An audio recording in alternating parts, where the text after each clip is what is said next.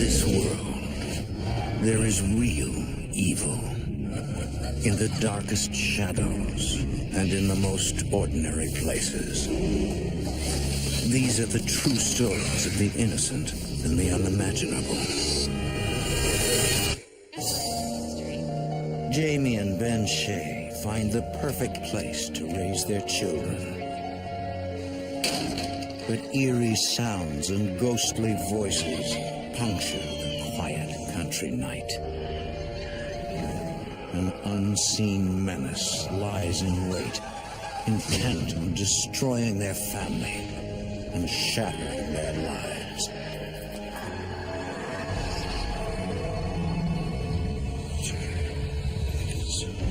Between the world we see and the things we fear, there are doors. When they are opened, nightmares become reality.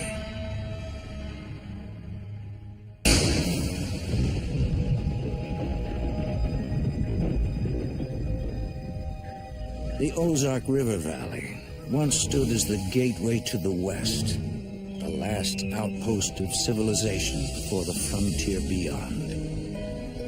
But nestled amid this lush countryside lies a different kind of portal. A crossroads between life and death, where the mortal and the eternal collide.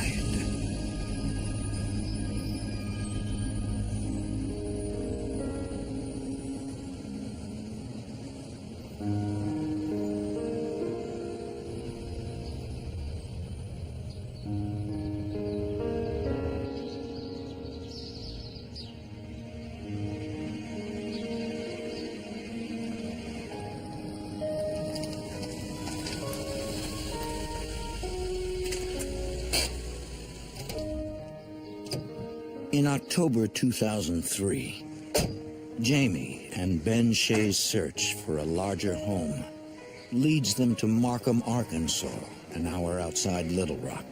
It's got some character to it, doesn't it? It's beautiful. Well, it's so historic. It was just absolutely beautiful. It had big, old trees all around it. And it was just the picture of the house I've been looking for all my life. Built in the late 1700s, the home is one of the oldest in the state. I'm kind of a history buff, so that definitely piqued my interest. Ben can already picture raising his 3 children there. I knew that my kids could run out there and, just have a good time. I grew up that way, me running out and playing in the woods, and I definitely wanted that for my kids. Did the agent give you a key? The house is a short commute to Arbutus, where Jamie is a legal assistant. Ben is earning his degree while working nights as a nurse at a local factory. It was in between the 2 towns where my husband worked and where my husband went to school, so he could spend more time with the kids and not have to be traveling back and forth as much.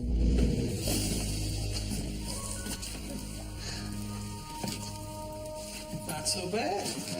I thought the walls would be peeling or something. I know. It looks like everything's in pretty good shape. There was a lot of room. I could totally see how the kids would have plenty of room to play. I knew as soon as I saw it that we had to have that house.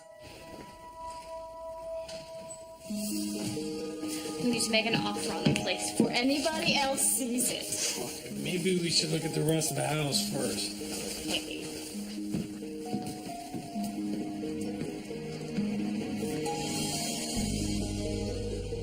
Wow, this is great.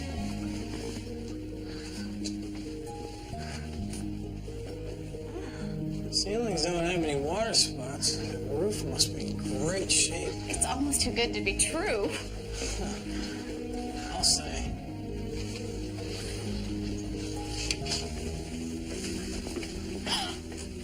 Oh my God, what is this?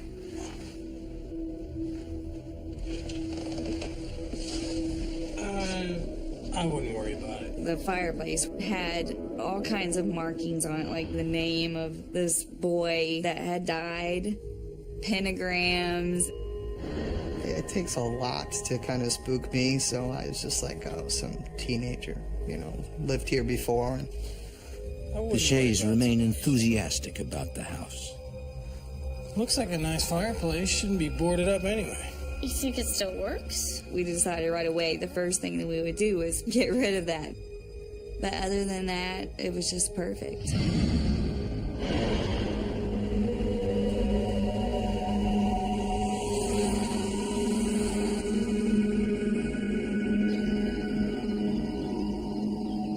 Within a few weeks, the family is all settled in. Wow, it's beautiful. Did you pick out those colors, Bridger?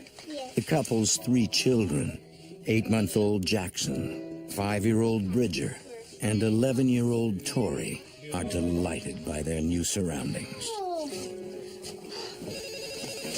That's Taylor calling for me. Daddy, did you get this many phone calls when you were her age? I am just glad that she's adjusting to her new school well.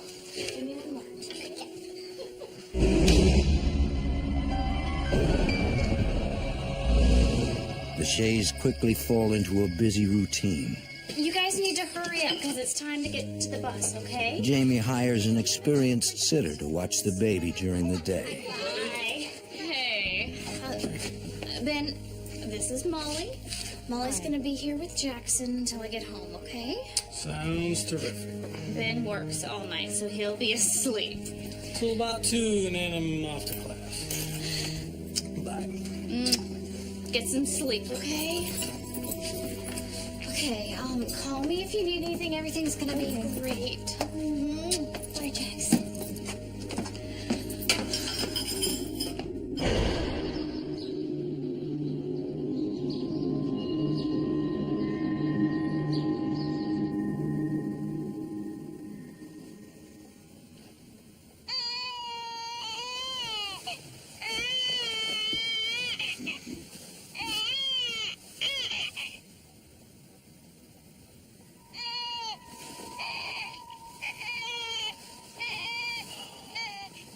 Molly, can you please get the baby?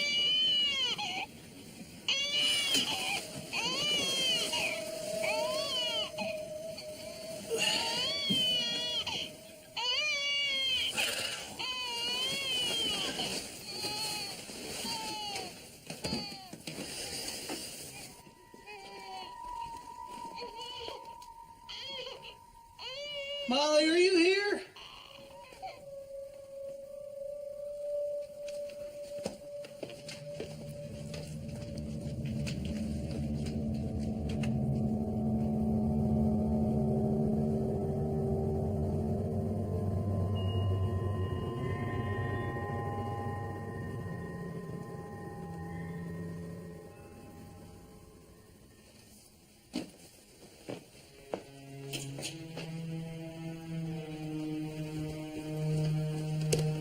Molly? Molly, are you here?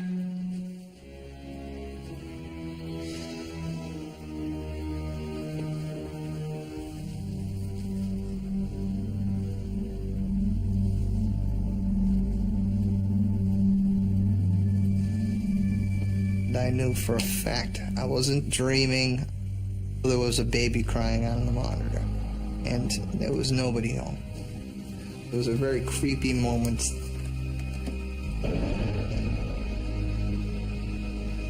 Unsure what to make of it, Ben keeps the strange incident to himself.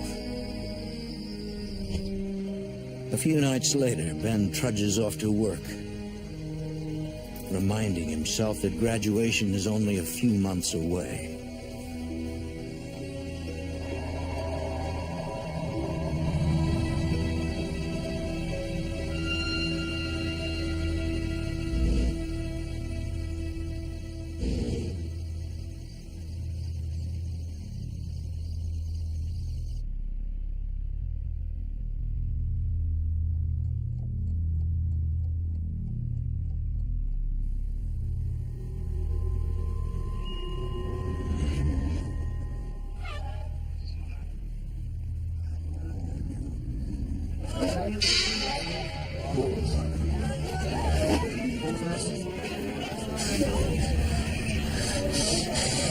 Bridger,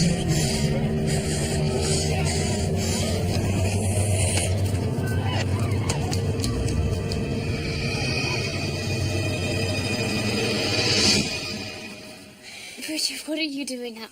I'm scared. People are talking in my room. Who's talking, Tori? No, it's not Tori. It was just a bad dream, Bridger. Now go to sleep.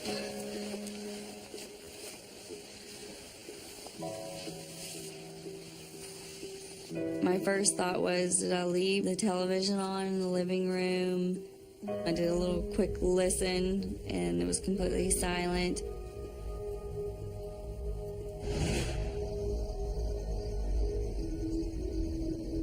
Later that night, around 3 a.m.,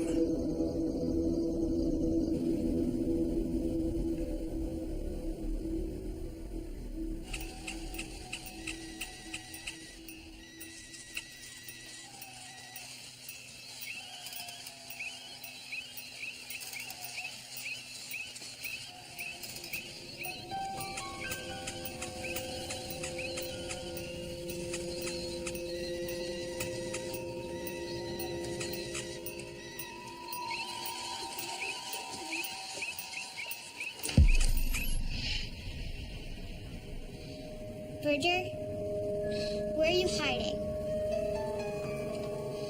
Okay, if you're not gonna come out, then at least quit messing with your toys and go back to bed.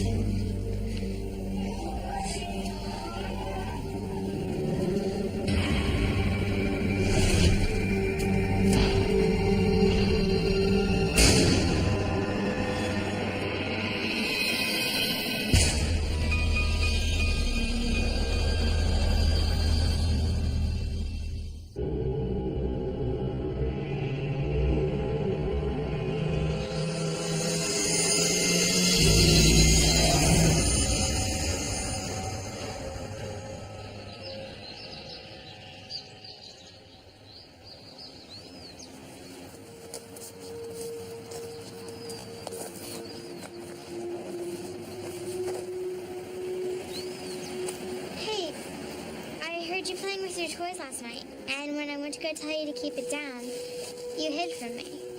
No, I didn't. I slept with Mommy last night. But before that, you were playing with your toys. I don't know what you're talking about. Why'd you go sleep with Mom? Come on, Bridger, tell me.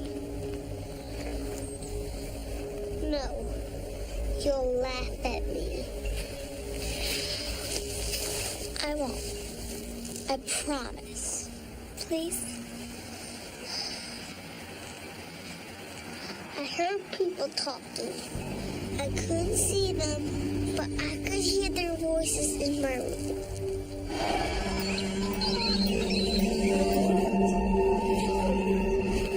Did you hear them? to avoid scaring her brother, Tori does not tell him that she has also heard strange sounds. I didn't. It was probably just a bad dream. You're just adjusting to your new bedroom. That's all.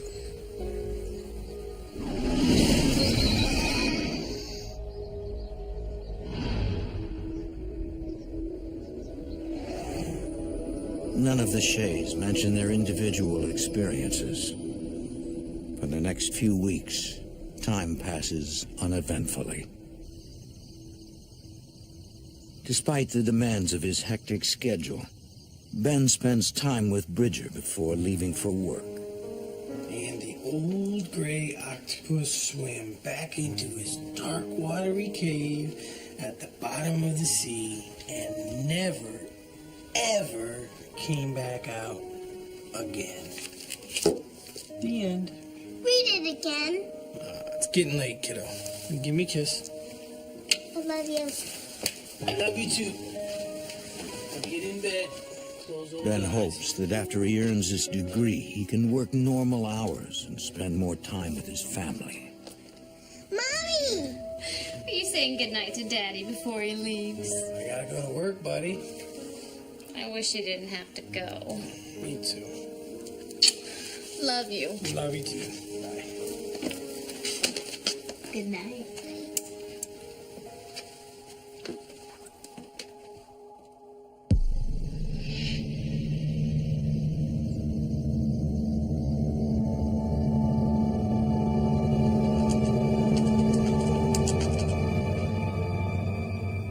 With all the kids in bed for the night, Jamie takes advantage of the quiet.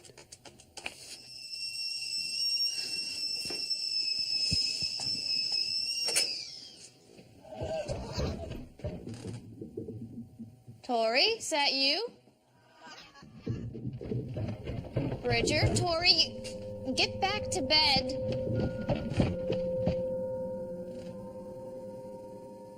I kept hearing my kids running up and down the stairs.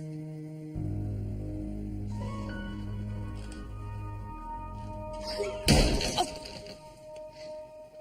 Kids, get back in bed.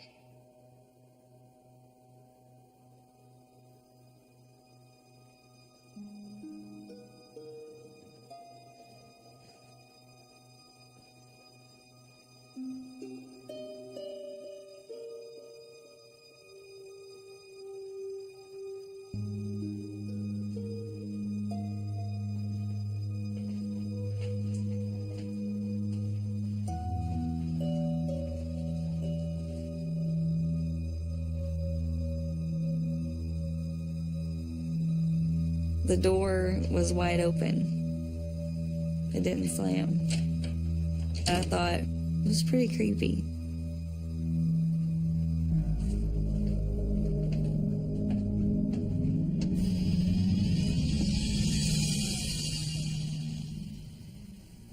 All three of the kids were sleeping, and I was the only one in the house besides the kids.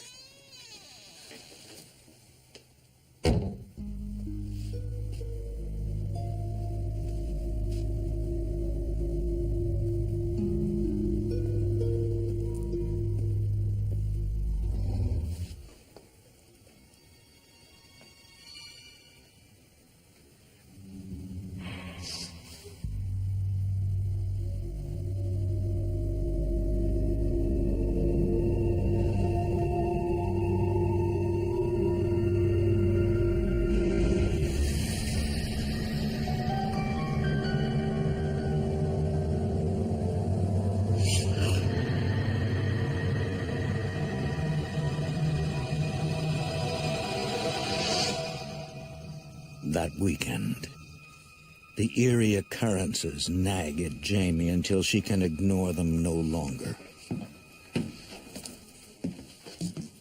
Holly told me the weirdest story today.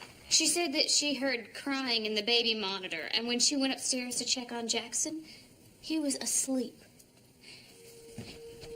She said it looked like he hadn't even been crying.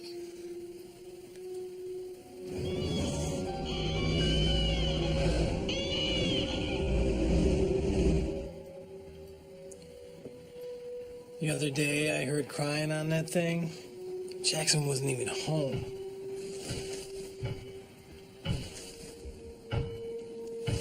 Somebody's up. Well, it sounds like it's from down here. It's gotta be Bridger. I'll take care of this.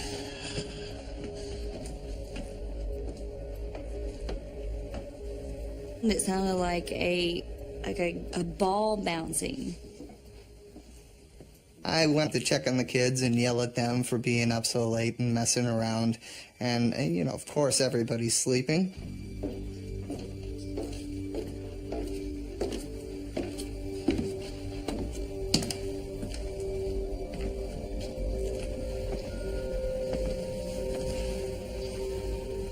Well,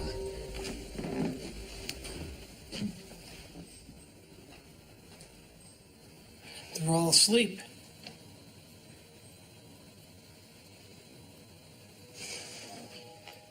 You know, these old houses, they make all kinds of noises that you can't explain.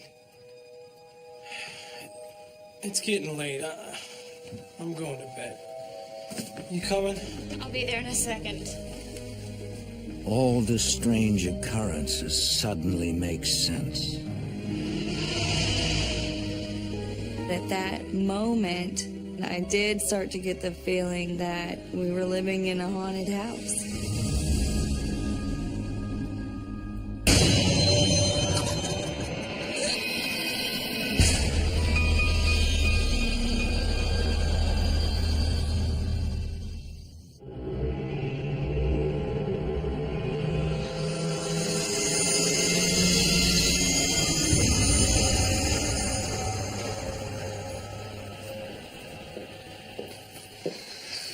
Jamie visits the local library, hoping to learn more about ghosts and hauntings.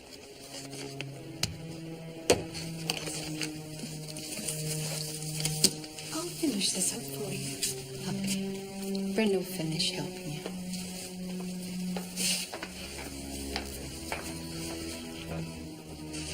I can't help noticing what kind of books you're checking out here. Are you interested in learning about ghosts? Yes.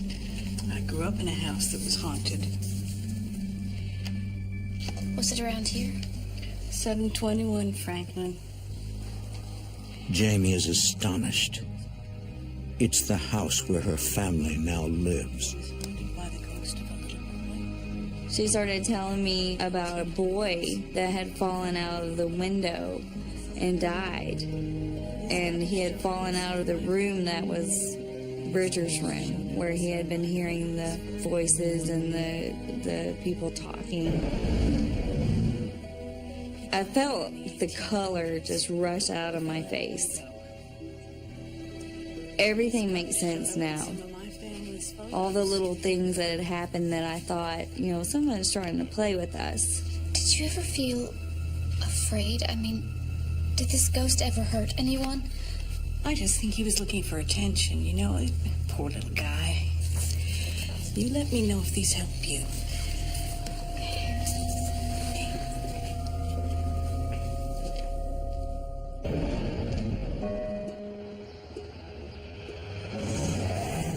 The next morning, Jamie eagerly awaits Ben's return home from work so she can tell him what she learned. She worries about how living in a haunted house may affect her children. No, you have to wait till it's cooked. It only takes 8 minutes. Hey guys, what you doing? Daddy! Hello. We're making cookies. Ooh, I see you're putting your Saturday morning to good use, huh? Bridger, your hands are sticky. Why don't you go wash them up? Can you help him out? Okay, Bridger, don't touch anything.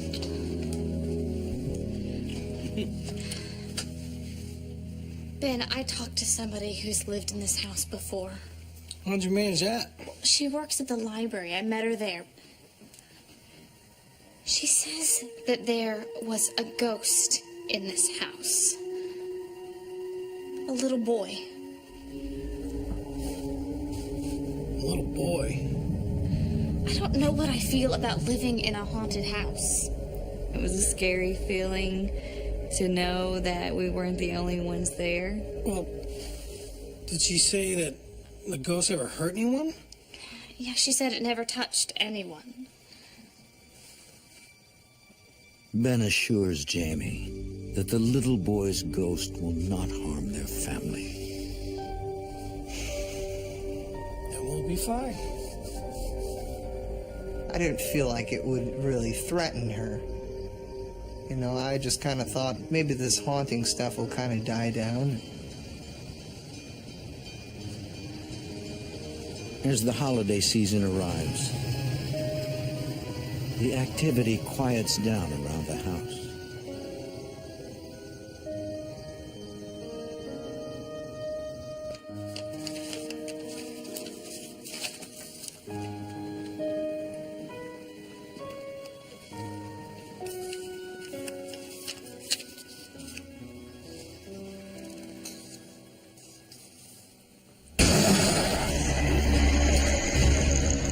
I felt like someone was standing right behind me.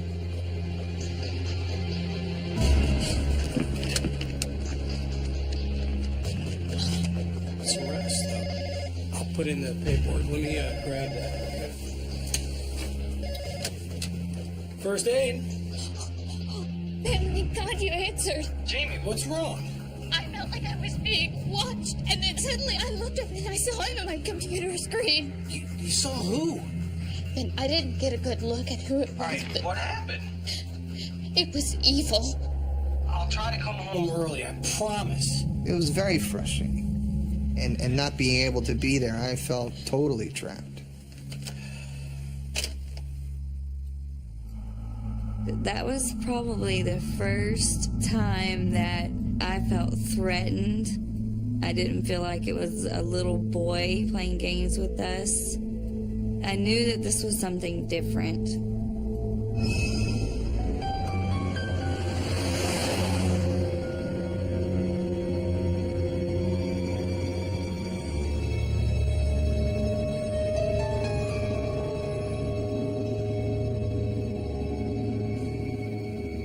Jamie wonders if the woman who saw the boy's ghost ever encountered the other spirit. Is Brenda working?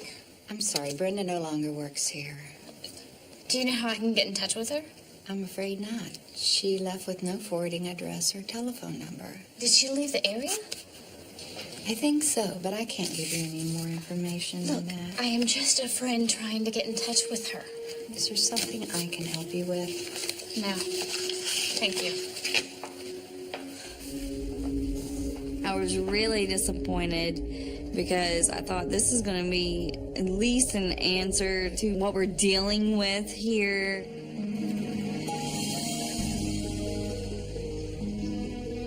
Although days pass without incident, the dark presence continues to weigh on Jamie's mind.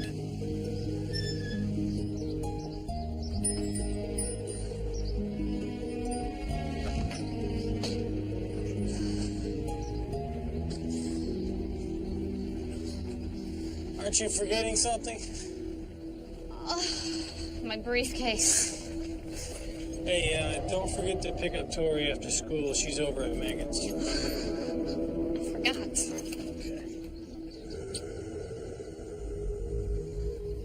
I really had a real, just eerie, kind of sick feeling in my stomach.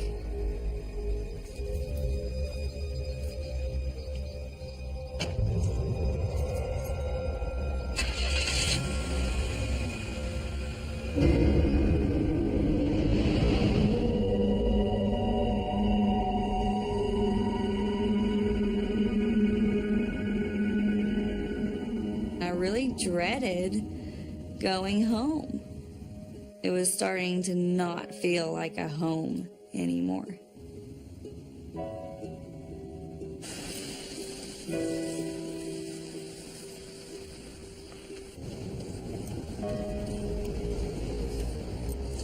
You enjoying working on that group project you and Megan are working on? Yeah, I'm finishing it now. It'd be great if you didn't hit all the bumps. Sorry, honey. There's road construction. Thought we'd have some pasta tonight. How does that sound?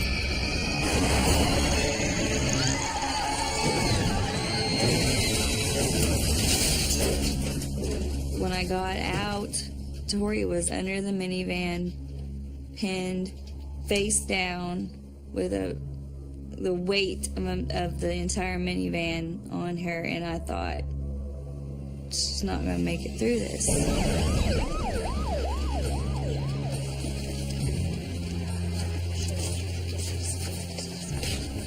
How is she? I think her back would be broken. Oh my God. They didn't know exactly to what extent she had a broken back. And so we were obviously concerned about whether she could ever walk again. It terrified me to not know. We believe Tori may have compression fractures to several vertebrae. I thought back about the events of the day, and feel like I was being watched, and that whole feeling that I had before we had the wreck, I started to wonder if there was some kind of connection. Just have to wait. Thank you. 2 weeks after the accident, the hospital releases Tori, just in time for Christmas. Although her doctor expects her to make a full recovery, Tori will be bedridden for several months. What are you doing here? Good. I like this. She could not walk without help, so I took a leave of absence from work because she needed pretty much constant care. Handle all that? Sure? You okay? Bridger, that's Tori's scooter. It's okay. He can ride it. It was an awful Christmas because we had just bought her a scooter. Don't worry, you'll be up and around riding on that thing before you know it. The scooter is kind of like a, you know, you will walk again. You will be able to ride the scooter eventually. You're not paralyzed. Thank the good Lord for that. Come on, Tori. You heard what the doctor said. You are young and strong. You're going to be up and about in no time.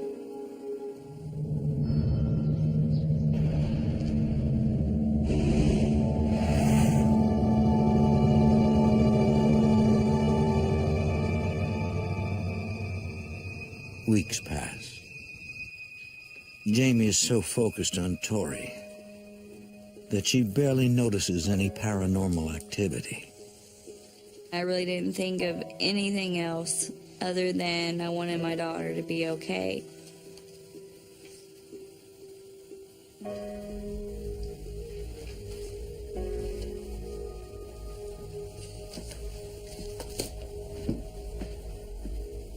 Bridger, what are you doing up? People in my room are talking again.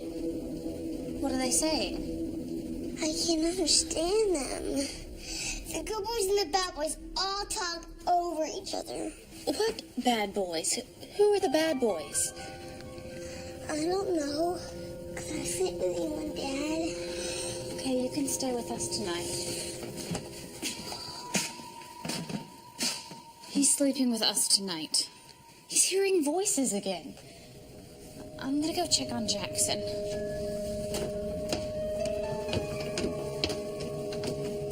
Hey, buddy. You okay? Did you hear something scary?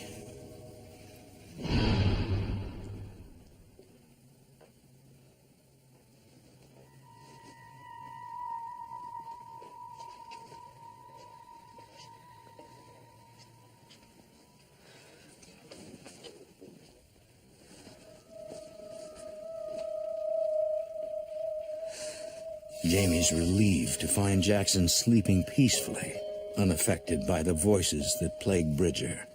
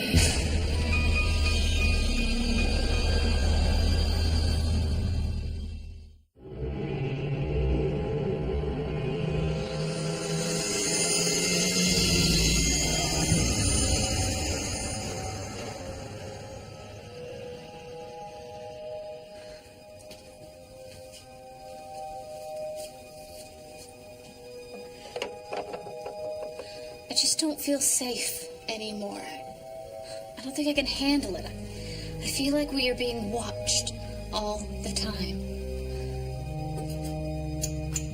There's no way we can go anywhere until Tori is better. I didn't care whether the house was haunted or not at that point. We were just going to take care of our daughter, get her walking again. Well, we can start looking now and put the house on the market and see what kind of offers we get. In all our free time. Yeah, really. I loved this house.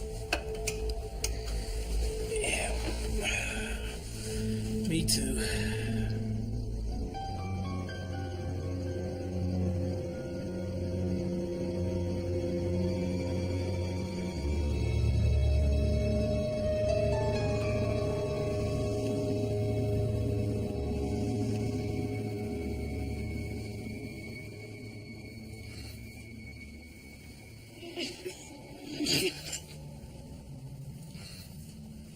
Cut it out, Ben. What? Quit flicking my hair. What are you talking about? I didn't touch your hair.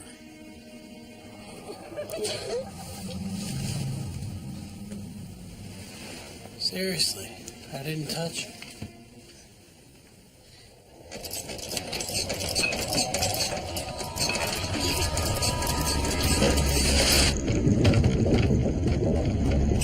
I'll go get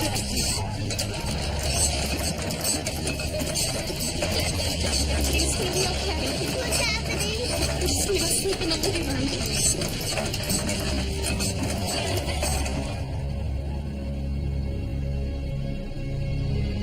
What's going on? What happened? Wait. There's nothing to worry about. I just felt this urgent need to get everybody into the same room, and that way I could protect them in some way. Little man, we are just gonna sleep right here. Could somebody please just tell me what's going on? Just a little excitement. That's all. We've got to find somebody who can help us. We cannot live like this.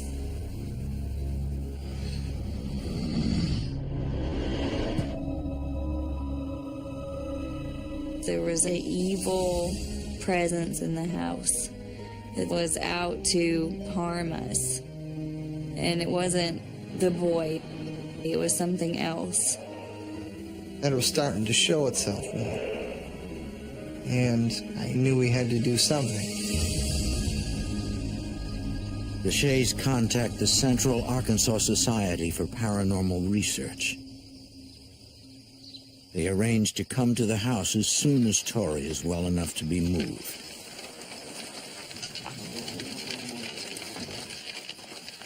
This is ridiculous. I don't understand why I have to go. I need you to go with the boys and help Molly out. It's only for one night. She's gonna bring you back in the morning, okay?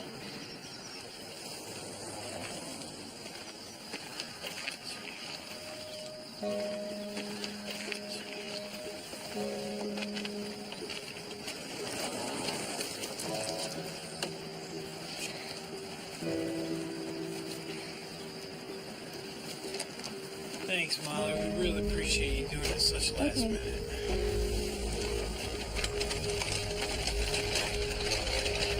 Why don't you take the kids out to get some pizza tonight, okay? I'll call.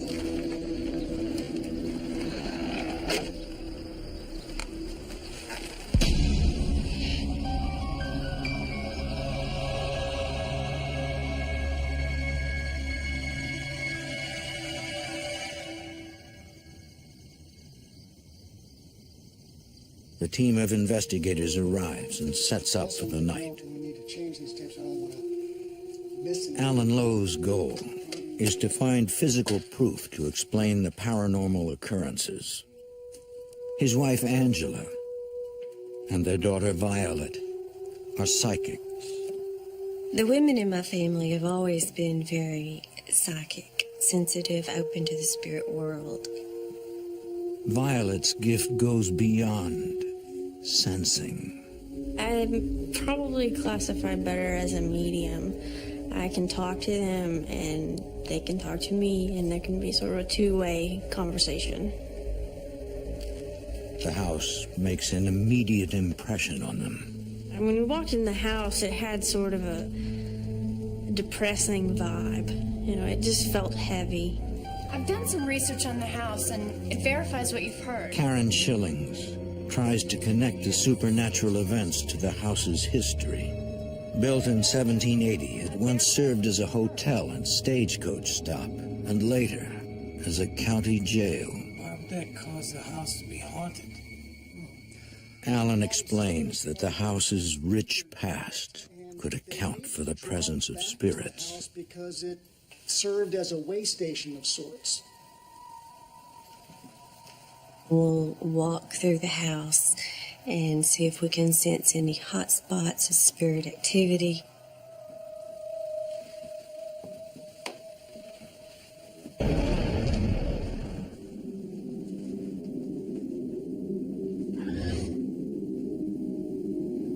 When I got to the top of the stairs, it was a sinking feeling.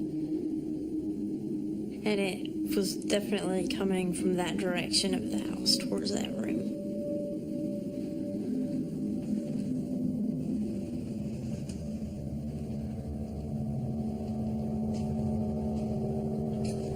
Alan sets up a video camera where the psychics feel negative energy.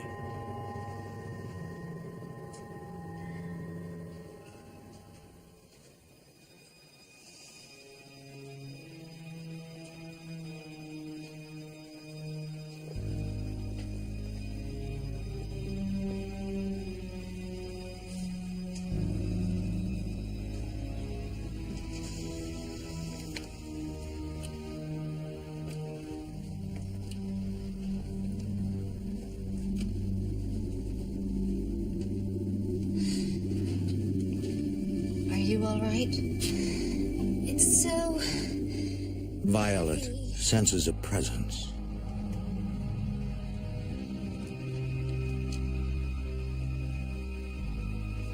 She thinks it wants to make contact, but is too frightened to approach her.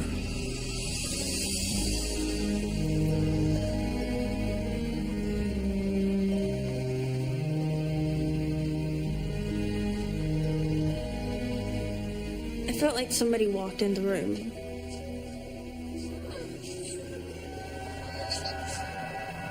Don't be afraid.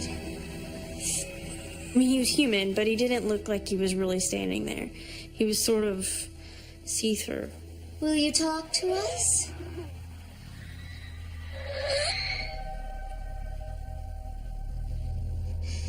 There's something else. Someone else is here. We felt like he'd been scared away by a very strong negative presence in the house.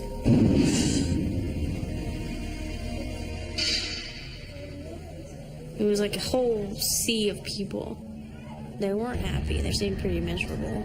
It felt like they didn't want you there. Like, you shouldn't be in this room.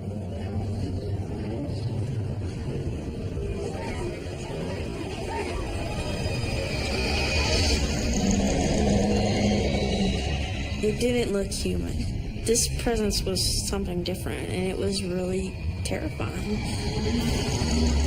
I haven't been afraid of a house or a ghost since I was a young child, but this one scared me.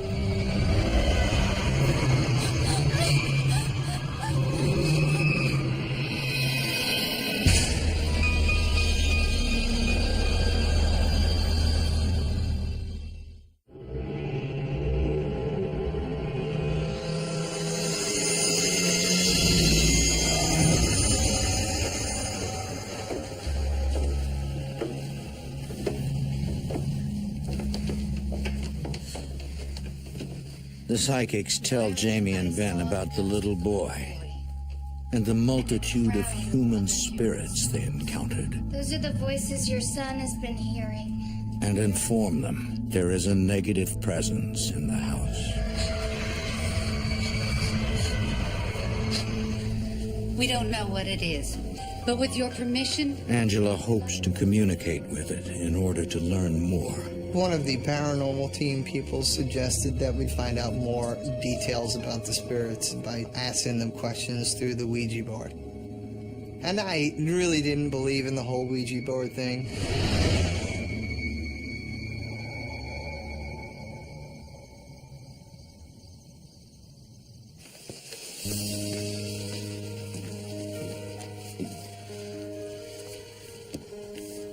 skeptical because a Ouija board can be easily manipulated, Ben handles the planchette. Me and one of the paranormal team guys did the Ouija board while other people were asking questions. What is your name?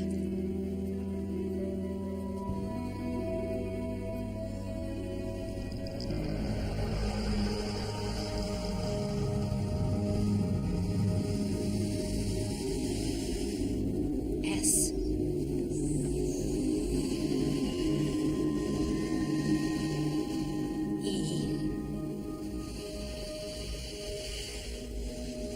T.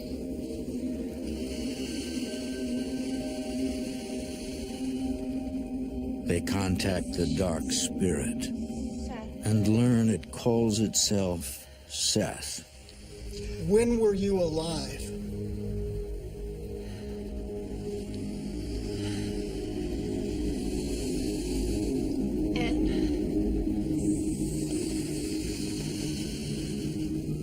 E.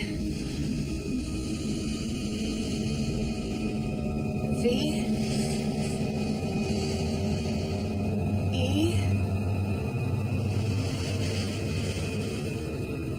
R. Never. And this was not a physical person who had died. This was a demon who had never lived. But to know that you've actually been in the same house with some sort of demonic presence and knowing that it could do harm, it definitely scares you. The planchette's erratic movement indicates Seth is extremely powerful. Have we seen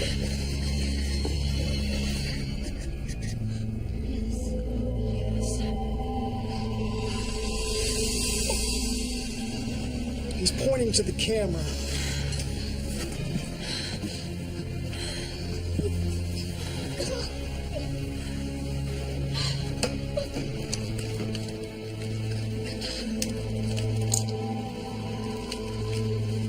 When I saw the figure on the video screen, I knew right away that it was the same figure that was looking down on us the day that we had the car accident. And I got that same sick feeling in my stomach. God! Can you think of any fortune-telling, conjuring, devil-worshipping that might have summoned a demon? Not us, but when we first moved in here, we found pentagrams and candles in the bedroom. We thought it was just a bunch of kids messing around. They might have opened a door they shouldn't have. A door? A portal to the other side. Show yourself to us. Unleash your power. Whether it was those kids or someone else, evil had been invited into that house. Angela fears for the family's safety. The spirit was so negative and so evil and so aggressive that the possibility of the family being in danger was very real if something wasn't done. She recommends a ritual cleansing to clear the house of the evil spirit.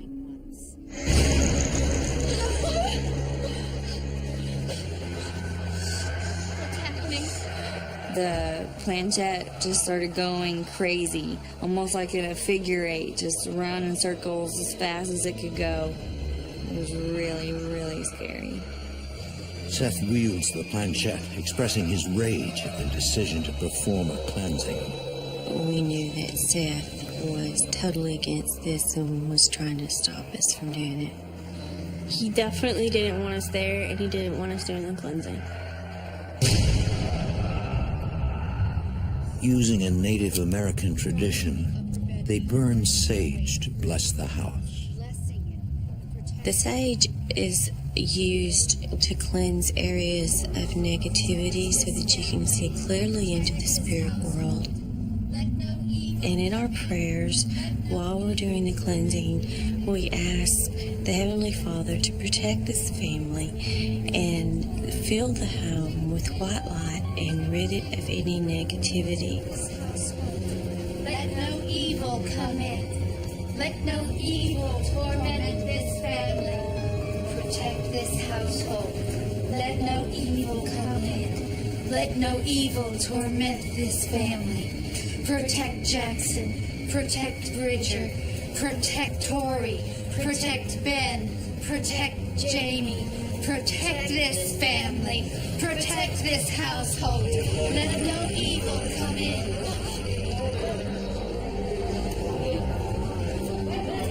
There was heaviness against our chest, like we were being pushed back. He was trying to literally push us out of the house.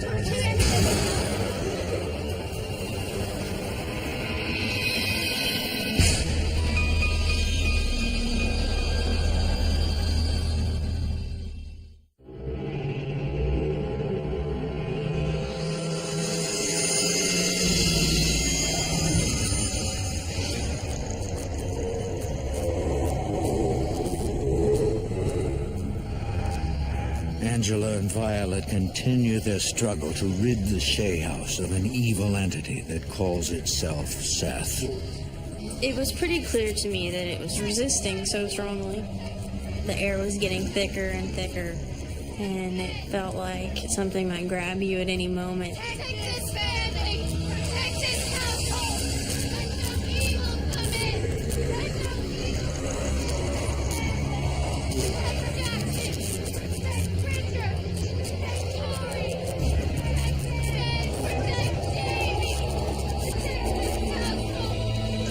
They create a circle of salt that will guard the house when Seth's return. Will you draw a line around the house to protect it from evil?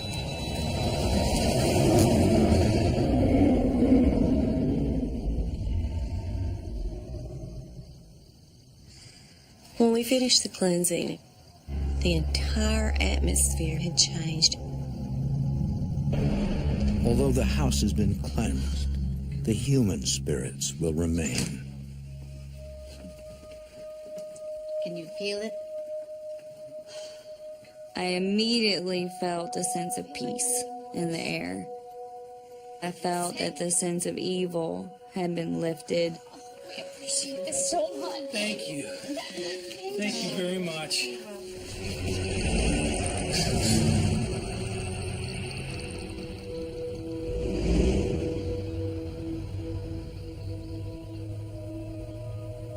For the next several months, life for the Shea family returns to normal. Sure.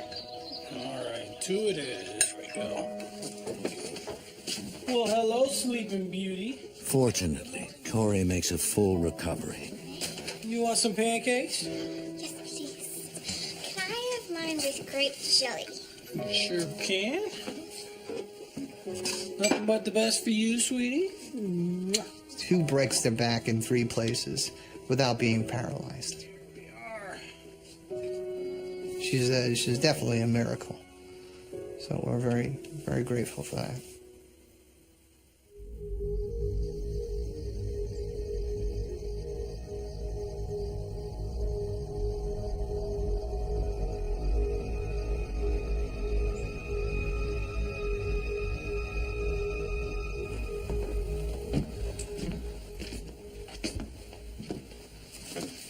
Come on, Jamie, it's the weekend.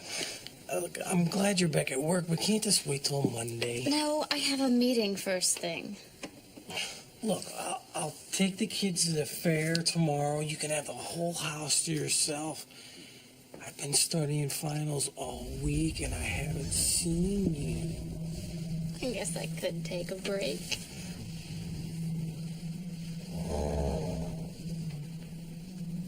Bridger, are you okay? Bridger, talk to us. It wasn't Bridger. It sounded kind of wicked, and it just cut right through me. Bridger! Mom, Dad, what am I doing down here? Bridger, you stay here with your daddy. I'll be right back. You okay, buddy?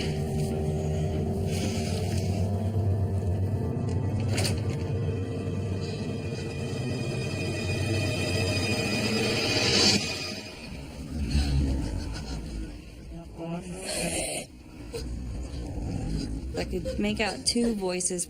It just kept getting louder and louder and louder. Scissors. I was just coming to get you.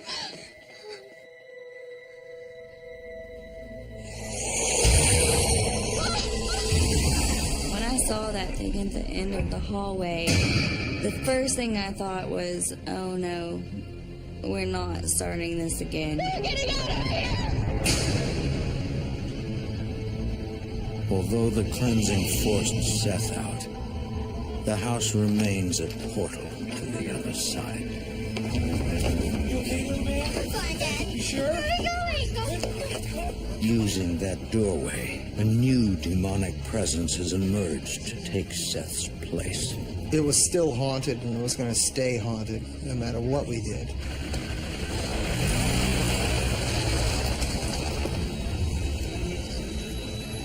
The Shays know that if they stay in the house, dark entities will continue to prey on them.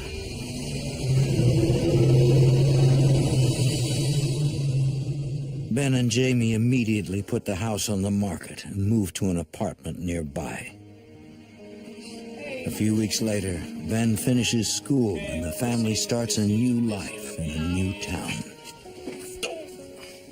We're a much tighter family outside of that home. We're not dealing with the constant stress of being haunted. Nice. You taught him well. I always thought when I was younger that it would be kind of cool to live in a haunted house. I would never want to experience that again. Soon, another family moves into the house. They hear the ghost boy playing, but have yet to encounter the demon that plagued the Shays.